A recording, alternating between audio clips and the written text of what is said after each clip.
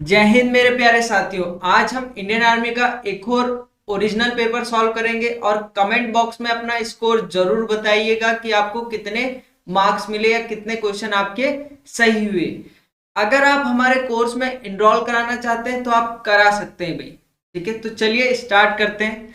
सबसे पहला क्वेश्चन है हमारे पास, उपराष्ट्रपति का कार्यकाल कितने वर्ष का होता है। तो उपराष्ट्रपति का जो कार्यकाल होता है वो होता है 5 वर्ष का। ठीक है, अगर उसने उपराष्ट्रपति की बात की तो आप सभी को पता होना चाहिए जो उपराष्ट्रपति है वो हमारा कौन है, वेंकैया नायडू जी है। कौन है? वेंकैया नायडू जी। ठीक है, इसमें आपको एक और चीज पता होनी चाहिए कि उपराष्ट्रपति जो होता है राज्यसभा का सभापति होता है। किसका होता है? राज्यसभा का सभापति। राज्यसभा का सभापति कौन होता है? वो होता है आपका उपराष्ट्रपति। ठीक है, और राज्यसभा में हमें दो तीन चीजें, हमें बातें पता होनी चाहिए जो हमारे एग्जाम के पॉइंट ऑफ व्यू से काफी इंपॉर्टेंट है। राज्यसभा को क्या कहा जाता है? इसे उच्च सदन भी कहा जाता है। क्या कहा जाता है इसे? उच्च सदन। राज्यसभा को क्या कहा जाता है? उच्च सदन कहा जाता है भाई। ये एग्जाम में पेपर में पूछा गया कि उच्च सदन किसे कहा जाता है, तो तब आपका आंसर होगा कि राज्यसभा को क्या कहा जाता है? उच्च सदन। राज्यसभा के जो सदस्य होते हैं उनका जो कार्यकाल होता है, उनका जो कार्यकाल होता है वो होता है आपका 6 वर्ष का। कितने वर्ष का? 6 वर्ष का। क्वेश्चन आता है भाई एग्जाम में कि राज्यसभा के निर्वाचित सदस्य का कार्यकाल कितना होता है, तब आपका आंसर होगा मेरे प्यारे साथियों 6 वर्ष का होता है। तो यही चीज थी आपके एग्जाम में जो पूछी जाती है। भारत का सबसे अधिक जनसंख्या वाला राज्य आप सभी को पता होगा, ये यूपी है। कौन सा है? यूपी। अगले क्वेश्चन की तरफ बढ़ते हैं। कलहारी मरुस्थल किस देश में स्थित है? तो ये साउथ अफ्रीका में स्थित है भाई। दक्षिण अफ्रीका में भाई कलहारी मरुस्थल। आगे कह रहा है कि भारत की सबसे बड़ी कृषि नहर का नाम क्या है? तो कृषि नहर है इंदिरा गांधी नहर।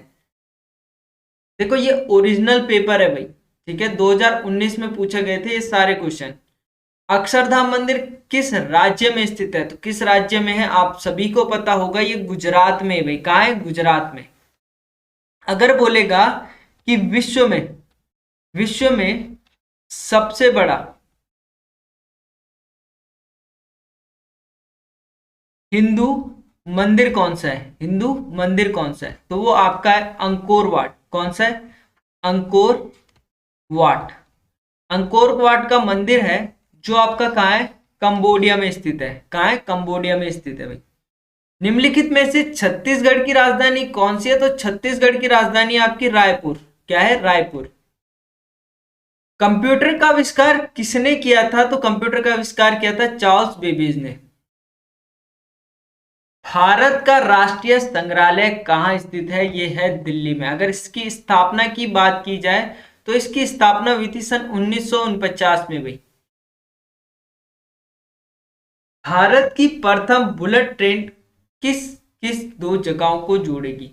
तो जो बुलेट ट्रेन का कॉन्सेप्ट है ये हमने कहां से लिया है? ये हमने लिया है जापान से। ये कॉन्सेप्ट हमने कहां से लिया है? जापान से लिया है भाई। और ये चलेगी अहमदाबाद से मुंबई। कहाँ? अहमदाबाद से मुंबई को जोड़ेगी भाई। ठीक है, अगर ट्रेन की बात की जाए तो ट्रेन में आपको दो तीन चीजें आपको पता होनी चाहिए जो आपके एग्जाम के पॉइंट ऑफ व्यू से काफी इंपॉर्टेंट है। सबसे पहली ट्रेन जो है भारत में कब चली? 1853 में। जो कहां से चली?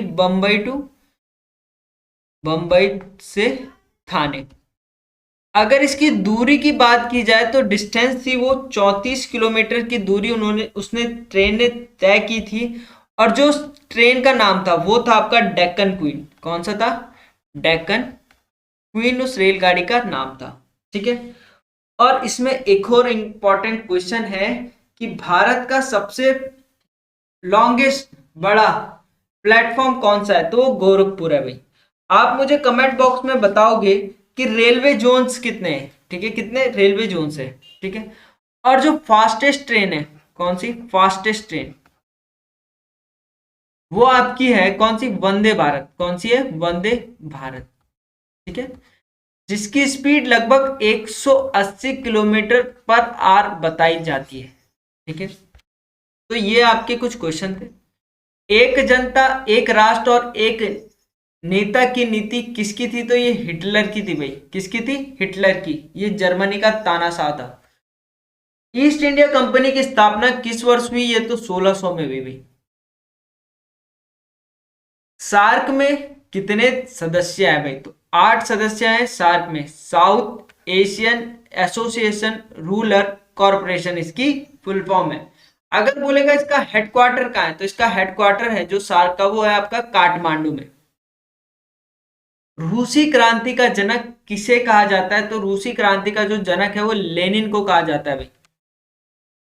विश्व का सबसे गहरा महासागर कौन सा है? तो ये प्रशांत महासागर है। मैंने परसों की वीडियो में आपको बताया था पैसिफिक ओशियन। और पैसिफिक ओशियन जो है और क्या है, ये आपको कमेंट बॉक्स में बताना है भाई। मोहन बागान टीम किस खेल से संबंधित है? तो ये फुटबॉल से संबंधित है। किससे? फुटबॉल से भाई। आगे चलते हैं, हमारे पास आगे क्वेश्चन थे जनरल साइंस के, 15 क्वेश्चन थे। सबसे पहले विद्युत का एसआई मात्रक, करंट जो है, करंट का जो एसआई यूनिट है वो क्या है? तो करंट की एसआई यूनिट क्या होती है? एम्पियर। तो करंट से आपको, विद्युत से एक दो चीजें और पता होनी चाहिए कि अगर आपसे एग्जाम में पूछ दे कि विद्युत विभव का मात्रक क्या है, विद्युत विभव का मात्रक, तो आप बोलोगे भाई इसका एसआई मात्रक है वोल्ट। क्या है? वोल्ट। अगर आपसे एग्जाम में पूछते कि विद्युत धारिता का मात्रक क्या है, तो तब आप बोलोगे कि विद्युत धारिता का मात्रक है फैराडे। क्या है? फैराडे। ठीक है। सिस्मोग्राफ का उपयोग क्या मापने के लिए किया जाता है? तो सिस्मोग्राफ का जो उपयोग है वो भूकंप को नापने के लिए किया जाता है। किसको नापने के लिए? भूकंप को नापने के लिए। हमारे शरीर में स्नायु क्यों क्या जोड़ती है? मतलब देखो, हिंदी वर्ड जो है काफी डिफिकल्ट है। अगर मैं इंग्लिश की बात करूं तो लिगामेंट। ठीक है, लिगामेंट्स कनेक्ट करती है किसको? बोन टू बोन को। किसको करती है? बोन टू बोन, हड्डी से हड्डी को जोड़ती है। तो एग्जाम में जब भी आप क्वेश्चन करते रहो तो हिंदी के साथ एक बार इंग्लिश में भी पढ़ लेना चाहिए, क्योंकि कभी कभी हिंदी में थोड़ा लैंग्वेज जो है डिफिकल्ट होती है। आगे चलते हैं। देखो, इस टाइप का क्वेश्चन रेबीज किसके कारण होता है, ये क्वेश्चन बहुत एआरओ घुमा फिरा के ये क्वेश्चन पूछता ही पूछता है भाई।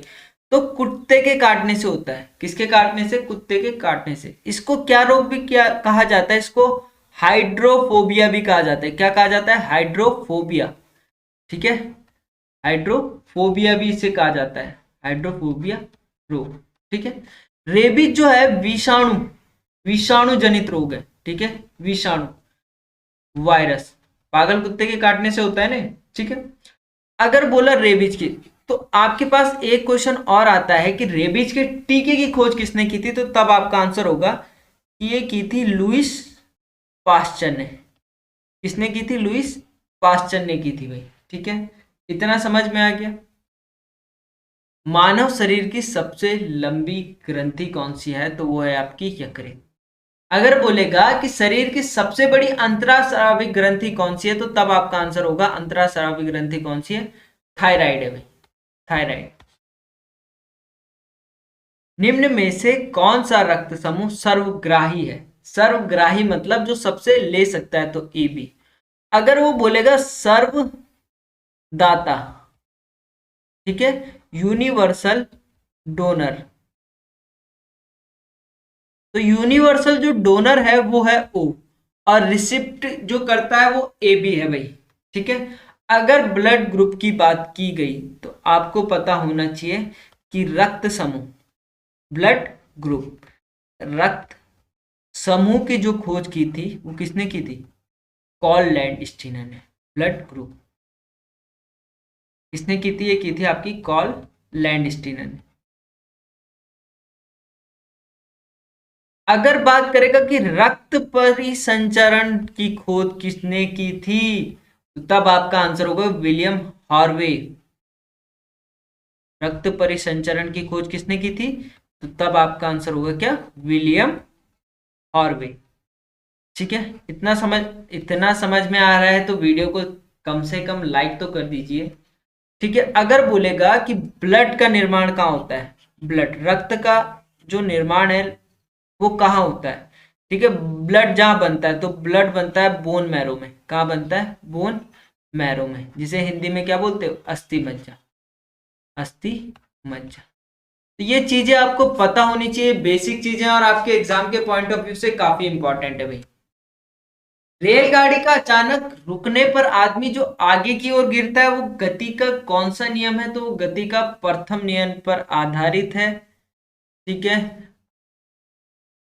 गाड़ी के अचानक रुकने पर आदमी क्या होता है, आगे की तरफ गिरता है। ठीक है, एक गति के प्रथम नियम पर आधारित है, जिसे जड़त्व का नियम भी कहते हैं। तो ये आपको पता होना चाहिए।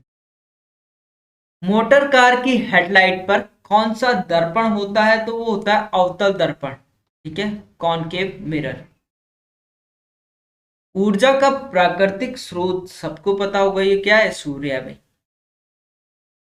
कार्बन और हाइड्रोजन के यौगिक को क्या कहा जाता है, तो इसे कहा जाता है हाइड्रोजन। ठीक है, क्या कहा जाता है, हाइड्रोकार्बन। ये हाइड्रोकार्बन था, सॉरी, हाइड्रोकार्बन। ठीक है, सी और एच होते हैं इसमें। ठीक है, कार्बन और हाइड्रोजन होते हैं। और जो कार्बोहाइड्रेट होते हैं उसमें क्या होते हैं, कार्बन, हाइड्रोजन और ऑक्सीजन। ठीक है, तो ये चीज आपको पता होनी चाहिए। सल्फ्यूरिक अम्ल का जो फॉर्मूला होता है वो होता है आपका H2SO4। क्या होता है, H2SO4। सोडियम का रासायनिक चिन्ह Na। सोडियम का रासायनिक चिन्ह क्या होता है, Na। कुछ इंपॉर्टेंट रासायनिक चिन्ह आपको पता होने चाहिए, जो आपके एग्जाम में पहले भी पूछे गए हैं, जैसे मरकरी। मरकरी क्या होता है आपका, Hg होता है। ठीक है, सीसा, लेड, जिसे क्या बोलती हूँ, Pb। टंगस्टन, W, जैसे टिन हो गया, क्या होता है, Sn। तो ये कुछ सिंबल्स हैं जो आपको पता होने चाहिए, कंफ्यूज करते हैं भाई। थर्मामीटर पर कौन सा पदार्थ प्रयोग किया जाता है, तो थर्मामीटर पर मरकरी, क्या किया जाता है, मरकरी पदार्थ। ठीक है, तो थोड़ा सा आपको अपने बॉडी टेम्परेचर के बारे में भी पता होना चाहिए कि आपका बॉडी टेम्परेचर कितना होता है। एक स्वस्थ मनुष्य का जो बॉडी टेम्परेचर होता है वो 37 डिग्री सेल्सियस। अगर फ़ारेनहाइट की बात करेगा तो 98.4 फ़ारेनहाइट। 98.4 कितना, फ़ारेनहाइट। अगर केल्विन की बात करेगा तो कितना, 310 केल्विन। अगर आपका बॉडी टेम्परेचर इससे ऊपर आता है तो आपको बोल दिया जाएगा कि आपको कोविड-19 है, कोरोना वायरस है। थर्मल स्क्रीनिंग में अगर आपको नॉर्मल बुखार भी है, पर थर्मल स्क्रीनिंग में आपका टेम्परेचर ऊपर आ गया तो सीधा बोल दिया जा रहा है आजकल कि आपको भाई क्या है, कोरोना वायरस है, चाहे उसे हो चाहे ना हो, क्योंकि बुखार तो नॉर्मल है, हर किसी को आता है। निम्न में से हृदयघात का कारण जो है आपका क्या है, कोलेस्ट्रॉल। क्या है, कोलेस्ट्रॉल। बॉक्साइट किस धातु का अयस्क है, तो बॉक्साइट मेरे प्यारे साथियों आपका एल्यूमिनियम का अयस्क है। किसका, एल्यूमिनियम का। मैथमेटिक्स में आ जाते हैं। मैथमेटिक्स से कुछ क्वेश्चन ऐसे थे जो थोड़े डिफिकल्ट थे। ठीक है, तो चलिए स्टार्ट करते हैं। पहला मैथमेटिक्स का क्वेश्चन है कि दो संख्याओं का अनुपात जो है 2:3 के अनुपात में है। यदि प्रत्येक संख्या में 6 जोड़ा जाए तब अनुपात 4:5 हो जाता है, तो बड़ी संख्या ज्ञात करो। एक तो इसका बेसिक मेथड है, पहले बेसिक मेथड पे बात कर लेते हैं। फिर मैं इसका आपको एक ऐसा मेथड बताऊंगा कि आप इसे 30 सेकंड में सॉल्व कर रहे हो। देखो, दो नंबर्स हैं आपके पास, ए और बी। इनका जो रेशो है वो क्या है, 2:3 है। ठीक है, मैंने मान लिया लेट्स द नंबर क्या, एक्स। माना संख्या क्या है, let's the number is x. माना संख्या क्या है, एक्स है। तो ये हो जाएगी 2x और ये 3x। तो रेशो में डिवाइड लिख सकता हूँ, बेसिक में बताया था। प्रत्येक संख्या में 6 जोड़ने पर, तो यहाँ भी 6 जोड़ा और यहाँ भी 6 जोड़ा, तो रेशो क्या हो गया, 4:5 हो गया। ठीक है, क्रॉस मल्टीप्लाई कर रहे होंगे ये यहाँ 5 दूनी 10, 10x प्लस 6 पंजे 30 इक्वल टू 4 3 12x प्लस 6 चक्कू 24। इस वैल्यू को यहाँ ले जाओगे, इस वैल्यू को यहाँ ले जाओगे, तो 12 में से 10 गया तो आप बोलोगे 2x इक्वल टू 30 24 6। तो जो x की वैल्यू आई वो कितनी आई, 6/2। तो x की वैल्यू कितनी आ गई, 3। अगर x की वैल्यू 3 आ गई तो a भी आपने क्या माना था, a आपने माना था 2x और ये माना था 3x। तो ये कितनी हो जाएगी, 2 × 3 6 और 3 × 3 9। तो आपसे क्या पूछा है, तो बड़ी संख्या ज्ञात करो, बड़ी संख्या 9, 9 इज द करेक्ट आंसर। क्या होगा इसका सही आंसर? 9। ये ऑप्शन डी है आपका सही आंसर। अब इसे शॉर्टकट से कैसे करते हैं? बिल्कुल आसान था भाई। आपसे बोला था कि ए और बी का जो रेशो है वो कितना है, वो है आपका 2:3 है। प्रत्येक संख्या पर 6 जोड़ने पर, अगर प्रत्येक संख्या में आप 6 जोड़ रहे हो तो ये रेशो क्या हो जा रहा है, 4:5 हो जा रहा है। कितना हो जा रहा है? 4:5। तो यहाँ आपने डिफरेंस देखा कितने का, 2 का, और यहाँ डिफरेंस देखा कितने का, 2 का। तो आप बोल रहे होंगे कि 2 यूनिट जो है वो रिप्रेजेंट कर रहा है किसको, यहाँ पे जो नंबर होता है 6 को। 2 यूनिट अगर 6 नंबर को रिप्रेजेंट कर रहा है तो 1 यूनिट कितने को रिप्रेजेंट करेगा? तो आप बोलोगे सर 6/2 को। मतलब 1 यूनिट 3 नंबर को रिप्रेजेंट कर रहा है तो 2 यूनिट कितने को रिप्रेजेंट करेगा? तो 3 दूनी 6। 3 यूनिट कितने को रिप्रेजेंट करेगा? तो 3 तिया 9। आपसे बड़ी संख्या पूछी थी तो बड़ी आपकी 9 आ जाती। बिल्कुल आसान।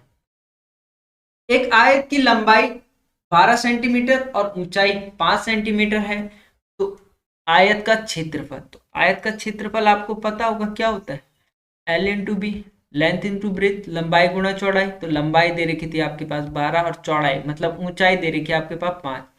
यह है सेंटीमीटर और यह है सेंटीमीटर, ठीक है। 12 पंजे 60 सेंटीमीटर स्क्वायर, ठीक है। देखो अगला क्वेश्चन कह रहा है कि एक क्रिकेट टीम में 11 खिलाड़ी और कोच की औसत आयु 18 वर्ष है। कह रहा है कि 11 खिलाड़ी प्लस कोच की औसत आयु, कोच की औसत आयु कितनी है? वो है 18 वर्ष। कितनी है? 18 वर्ष। तो मेरे प्यारे साथियों आप मुझे बताओ कि 11 खिलाड़ी और एक कोच है तो टोटल कितने हो गए? तो आप बोल रहे होंगे टोटल हो गए 12। तो 12 खिलाड़ी और कोच, तो 12 लोगों की औसत आयु क्या हो जाएगी? 12 लोगों की औसत आयु का जो योग हो जाएगा वो हो जाएगा आपके पास 12 इंटू 18। 12 अट्ठे 96 होता है, कैरी 9, 12 कम 12 और 9 21, ठीक है। अब कह रहा है यदि कोच को निकाल दिया, तो कोच को निकाल दिया, बचे कितने खिलाड़ी? 11 खिलाड़ी बच गए। तो 11 खिलाड़ी की, 11 खिलाड़ी की औसत आयु का योग, औसत आयु का योग क्या 1 वर्ष कम हो जाता है? तो पहले 18 था, 1 वर्ष कम हो गया, कितना हो गया? 17 हो जाएगा। होगा नहीं होगा? अरे मेरे प्यारे साथियों आप मुझे बताओ कि पहले इन सबका जो औसत आयु थी वो 18 थी, एक कम हो गई तो कितनी हो गई? 17 हो गई। 11 सत्ते 77 कैरी 7, 11 कम 11, और 11 और 7, आप बोलोगे कि 11 और 7 आपके पास होता है 18। आप मुझे बताओ कि अगर मैं 12 खिलाड़ी, 11 खिलाड़ी और कोच की औसत आयु के योग में से 11 खिलाड़ी माइनस कर दूं तो बचा हुआ जो एक आदमी होगा वही तो कोच होगा। तो आप कह रहे होंगे कि 216 में से अगर हम 187 को माइनस करोगे तो कोच की आयु निकल जाएगी। तो 16 में से 7 गया, आपके पास बचता है कितना? 9। 20 में से 8 गया 29। तो जो कोच है वो कितने साल का है? 29 साल का है भाई। आगे कह रहा है दो घनों का आयतन का अनुपात 1:27 है। तो मैंने घन बना दिए भाई, घन घना घन, घन घना घन, ये छोटा घन और ये बड़ा घन, ठीक है। ठीक है, तो घन का आयतन क्या होता है? ए क्यूब होता है। क्या होता है? ए क्यूब, एक छोटा एक बड़ा। इनका जो रेशो दे रखा है वो कितना है? 1:27 दे रखा है। अब मैं आपसे बोलूं कि मुझे ए क्यूब की वैल्यू दे रखी है 1, ए की वैल्यू क्या हो जाएगी? आप बोलोगे क्यूब रूट 1। तो 1 का क्यूब रूट कितना होता है? 1 ही होता है। अगर मैं ए क्यूब बराबर 27 लिखूं तो यहां से आप बोल रहे होंगे कि ए इक्वल टू क्यूब रूट कितना? 27। तो ए इक्वल टू कितना? 3। यहां तक कहानी ठीक है। अब घन का पृष्ठीय क्षेत्रफल का अनुपात क्या होगा? तो घन का पृष्ठीय क्षेत्रफल क्या होता है? घन का पृष्ठीय क्षेत्रफल घन का जो पृष्ठीय क्षेत्रफल होता है मेरे प्यारे साथी, वो होता है 6a²। क्या होता है? 6a²। तो यहाँ पे 6 से क्या हो जाएगा? 6 कैंसिल हो जाएगा, a की वैल्यू 1 है तो 1 का स्क्वायर 1, और यहाँ पे a की वैल्यू 3 है तो 3 का स्क्वायर कितना? 9। तो 1:9 आपका करेक्ट आंसर होता। इस मेथड से करते तो काफी आपके लिए आसान हो जाता भाई। अगले क्वेश्चन में चलते हैं कि एक क्रिकेट ने अपनी 8 पारियों में निम्न रन बनाता है तो उसका औसत एवरेज रन क्या होगा? तो आप सबको पता होगा कि औसत बराबर क्या होता है? औसत बराबर होता है जो संख्याएं हैं, संख्याओं का योग, संख्याओं का योग अपॉन क्या? संख्याओं की संख्या, अपॉन संख्याओं की संख्या। कर दो भाई सबको ऐड। तो आप बोलोगे 58 plus 76 plus 35 plus 46 plus 45 plus 0 plus 100। अब गिनो भाई कितनी संख्या है? 1 2 3 4 5 6 7। ठीक है, 58 76 40 छूट गया भाई, 40 क्या हुआ? छूट गया, तो 40 लिख दिया मैंने। ठीक है, ये कितनी है? टोटल 8 संख्या है। अगर आप इनका सम कर रहे होंगे तो इनका सम आएगा 400। क्या आएगा? 400। 400/8, 8×5 = 40, तो 50 आपका आंसर क्या हो जाएगा? आपका 50 आंसर। तो एवरेज क्या हो जाएगा? 50। ऑप्शन सी आपका करेक्ट आंसर। ये काफी इंपॉर्टेंट है और काफी एग्जाम में पूछा गया, तो आपके लिए काफी इंपॉर्टेंट है भाई। देखो, एक फॉर्मूला दिमाग में छाप लो।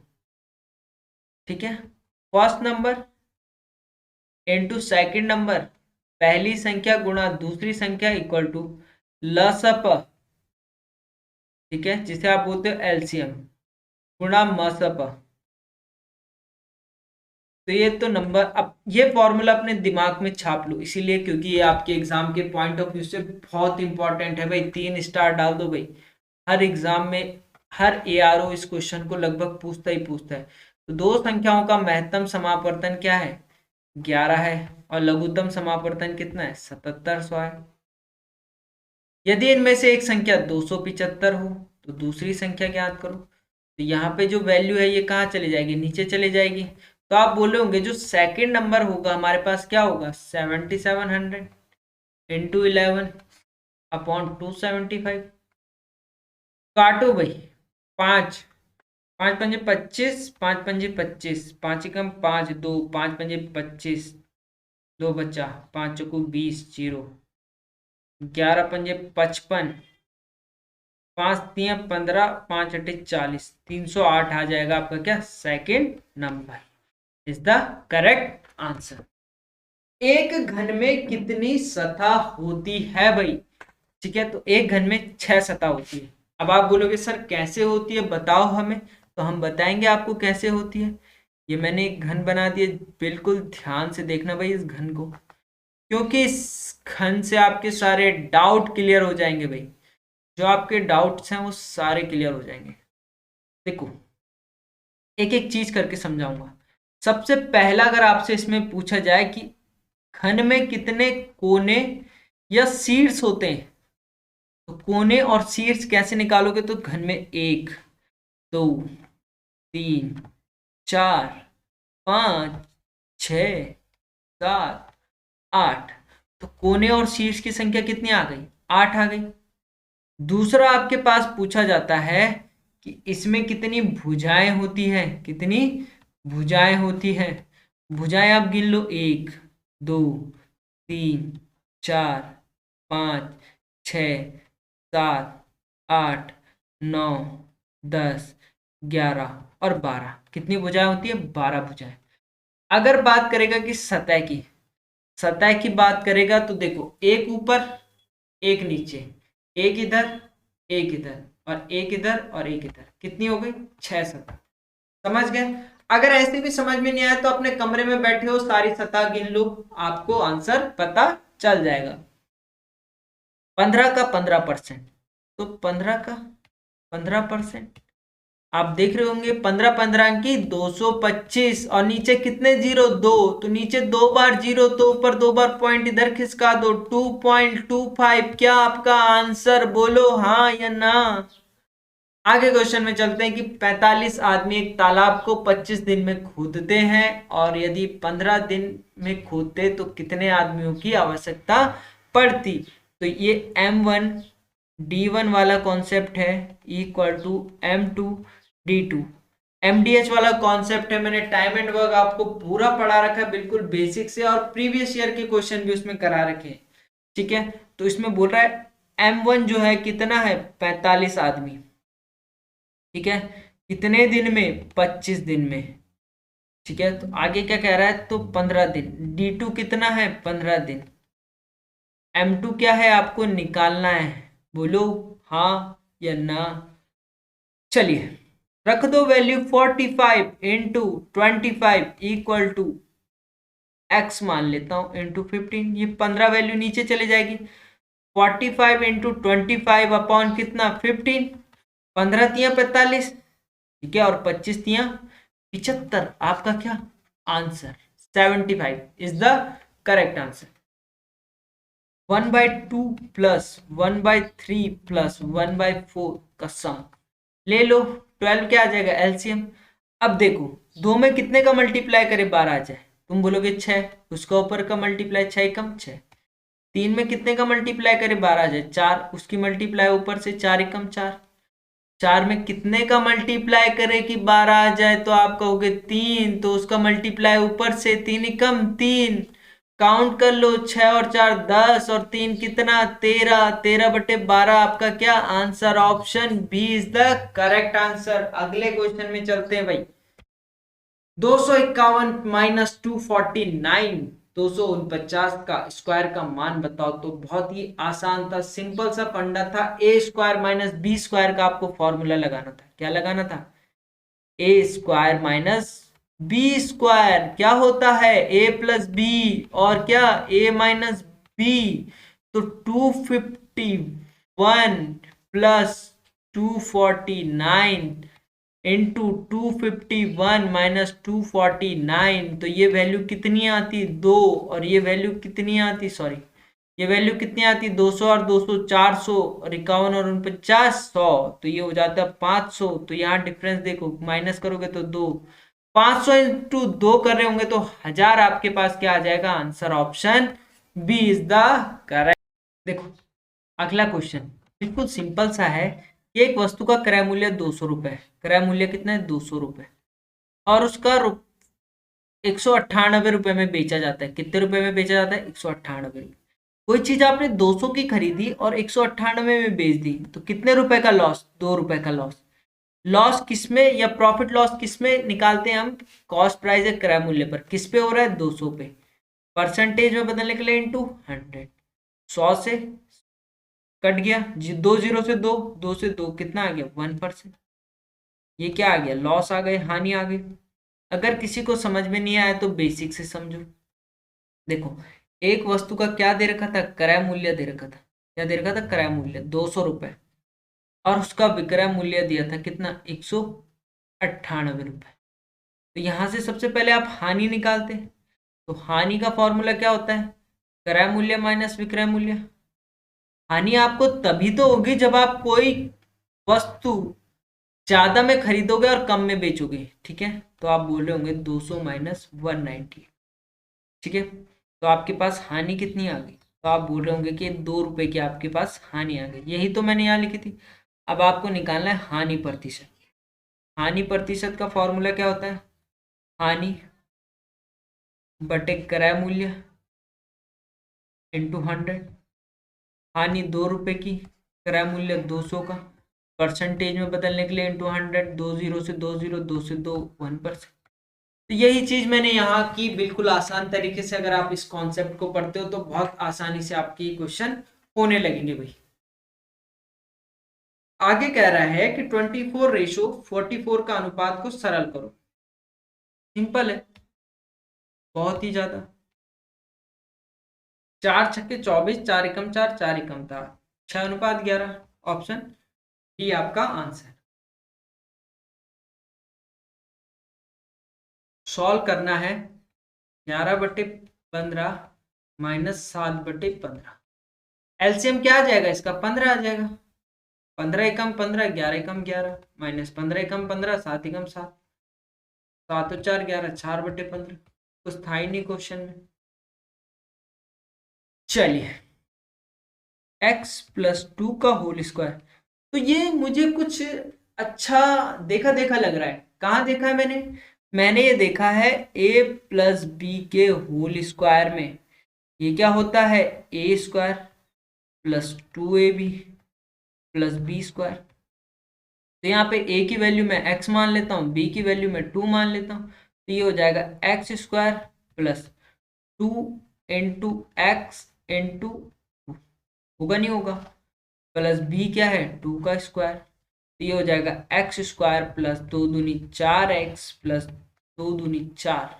है कहीं ऑप्शन में x² 4x + 4? Option B is the correct answer. चलिए चलते हैं हम रीजनिंग में।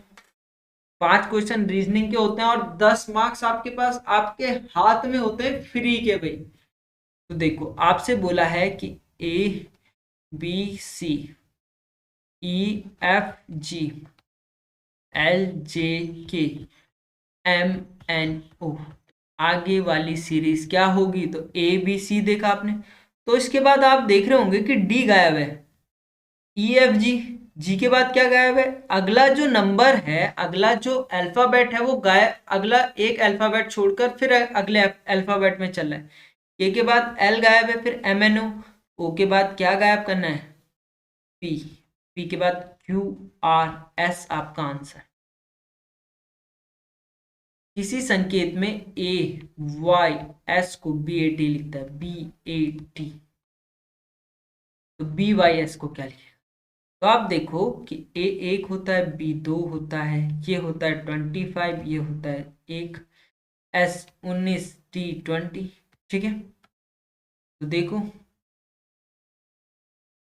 क्या देखो, 1 में 2 बनाने के लिए +1, 25 को 1 बनाने के लिए +2। ठीक है, अब आप बोलोगे कैसे हुआ ये +2?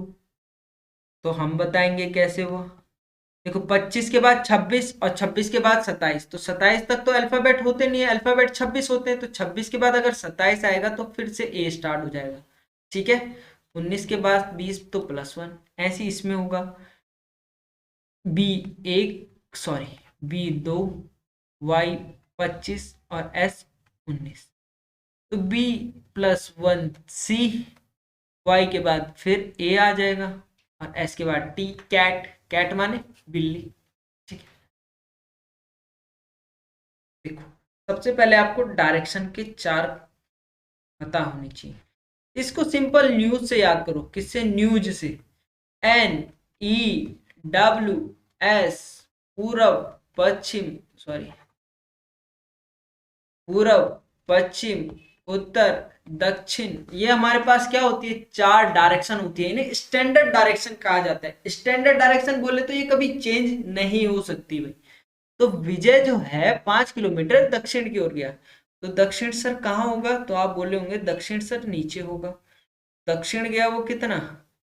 5 किलोमीटर। तो भाई दक्षिण, अब उसका जो फेस है वो नीचे की तरफ है। कहाँ है फेस? नीचे। इसके बाद वो दाएं मुड़ता है, तो जो उसका राइट होगा वो इधर होगा, क्योंकि उसका मुंह कहाँ है? नीचे है। दाएं मुड़ा और 3 किलोमीटर चला, फिर अपने दाएं मुड़ा, तो उसका फेस इस तरफ है, तो इस तरफ राइट ऊपर होगा और लेफ्ट नीचे होगा। तो राइट चल रहा है कितना? 5। राइट चला 5।